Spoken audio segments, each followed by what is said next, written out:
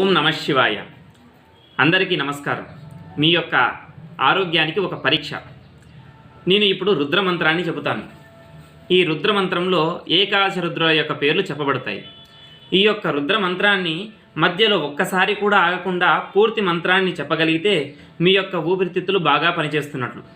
ఒక్కసారి ఆగినా పర్వాలేదు, అంతకన్నా ఎక్కువసార్లు ఆగుతుంటే మీ ఆరోగ్యం సరిగ్గా లేనట్టు. అందుకు చింతించాల్సిన అవసరం ఏమీ లేదు. సాధన చేయడం ద్వారా మెరుగుపరచుకోవచ్చు. ఈ యొక్క మంత్రాన్ని నేను చెబుతాను, స్క్రీన్ మీద లిరిక్స్ వస్తాయి, మీరు కూడా ప్రయత్నం చేయండి.